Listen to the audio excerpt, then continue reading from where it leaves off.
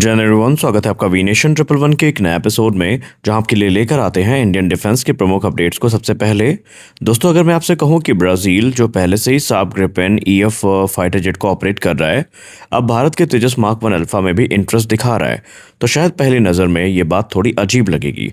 आखिर ब्राज़ील को जब ग्रिपेन ई जैसा मॉडर्न 4.5 जनरेशन फाइटर मिल चुका है, तो वो तेजस मार्क 1 अल्फा की ज़रूरत क्यों महसूस कर रहा है? क्या ब्राज़ील ग्रिपेन से खुश नहीं है? क्या तेजस ग्रिपेन ई का कंपैटिटर बनने जा रहा है, या फिर इसके पीछे कोई ऐसी स्ट्रेटेजिक डील है जिसमें तेजस मार्क 1 अल्फा के साथ भारत C-390 मिलेनियम और दोनों देशों का डिफेंस कॉपरेशन भी शामिल है? आज के इस वीडियो में हम इस पूरे मामले को विस्तार से समझेंगे।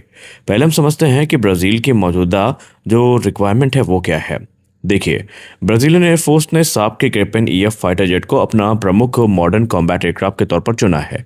ग्रिपेन ई एक एडवांस मल्टी रोल फाइटर है जिसमें modern sensor, electronic warfare capabilities और सोफिस्टिकेटेड वेपन इंटीग्रेशन जैसी कैपेबिलिटीज हैं। लेकिन ब्राज़ील की पूरी फाइटर फ्लीट सिर्फ ग्रिपेन पर आधारित नहीं है।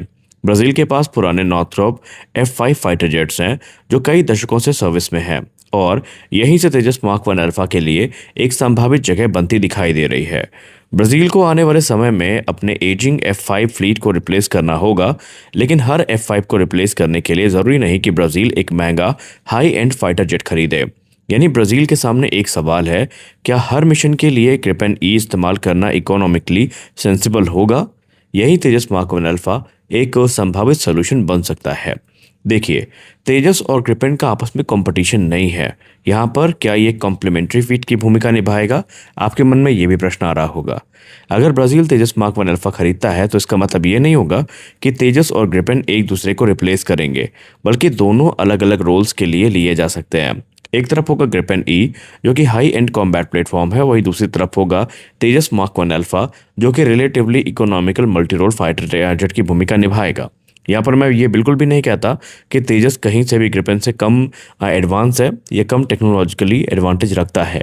ग्रिपेन ई को उन मिशंस में इस्तेमाल किया जा सकता है जहाँ पर एडवांस सेंसर, इलेक्ट्रॉनिक वॉरफेयर और सोफिस्टिकेटेड वेपन्स और ज़्यादा डिमांडिंग कॉम्बैट कैपेबिलिटीज़ की ज़रूरत हो।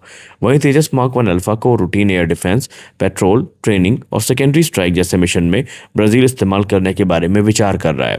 इस तरह ब्राज़ील एक 2 टायर फाइटर फ्लीट तैयार कर सकता है, यानी हर मिशन के लिए सबसे महंगा इस्तेमाल जेट का जो है वो इस्तेमाल करने की ज़रूरत नहीं पड़ेगी, बल्कि ब्राज़ील के पास अलग अलग जो विकल्प हैं वो उपलब्ध होंगे। अब बात करते हैं तेजस मार्क 1 अल्फा की। देखिए, भारत का तेजस मार्क 1 अल्फा एक light weight 4.5 generation multi role fighter है। इसका मैक्सिमम टेक ऑफ वेट तकरीबन 13.5 टन के आसपास है। इसमें Acer radar, electronic warfare sweet, modern cockpit, general electric F404 class के जो इंजन जैसी कैपेबिलिटीज़ हैं वो शामिल हैं। इसका सबसे बड़ा फ़ायदा है इसका लाइट वेट डिज़ाइन और रिलेटिवली लोअर ऑपरेटिंग कॉस्ट हो सकती है, और यही कारण है कि अगर ब्राज़ील का उद्देश्य F5 जैसे पुराने एयरक्राफ्ट को रिप्लेस करना है तो तेजस मार्क 1 अल्फा एक इंटरेस्टिंग ऑप्शन बन सकता है।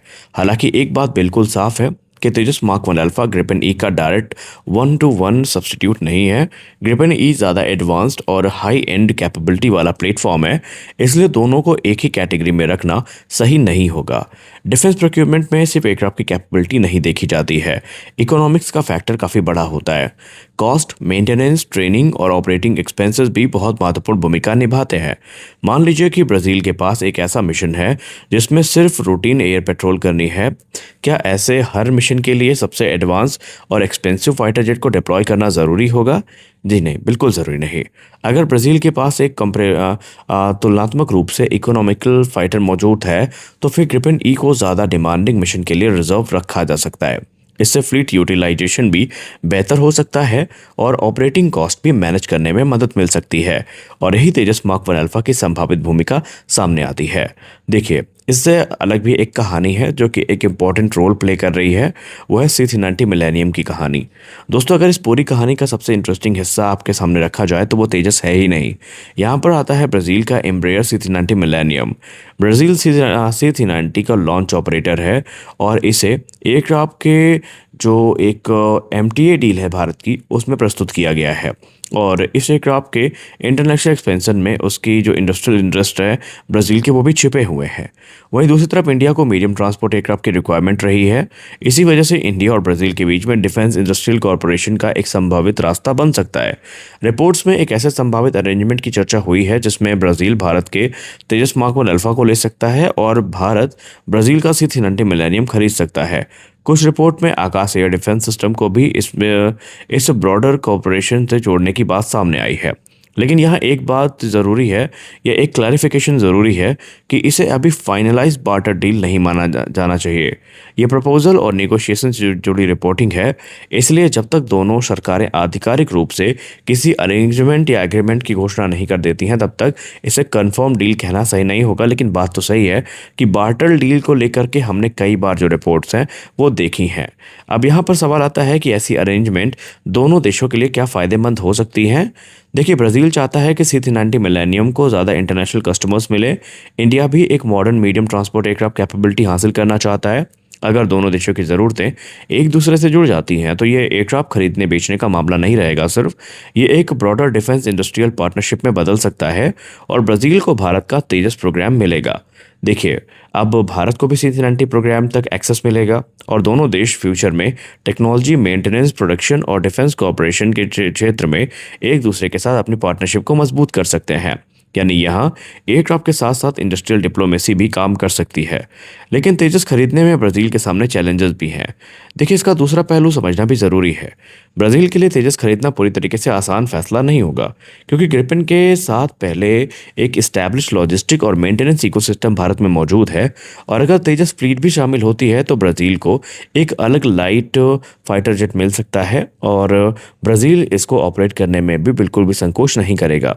और ब्राज़ील का अगर हम केस देखें तो अगर तेजस फ्लीट भी ब्राज़ील में शामिल हो जाती है तो ब्राज़ील को एक अलग फाइटर फैमिली को ऑपरेट करनी होगी। और इसका मतलब ये है कि अलग ट्रेनिंग, अलग स्पेयर पार्ट्स, अलग मेंटेनेंस इंफ्रास्ट्रक्चर और वेपन इंटीग्रेशन के लिए भी अलग रिक्वायरमेंट। इसलिए ब्राज़ील को यह कैलकुलेट करना होगा कि तेजस से मिलने वाला फ़ायदा इसके एडिशनल लॉजिस्टिक कॉस्ट से ज़्यादा है या नहीं, और सेम काम भारत को भी करना होगा।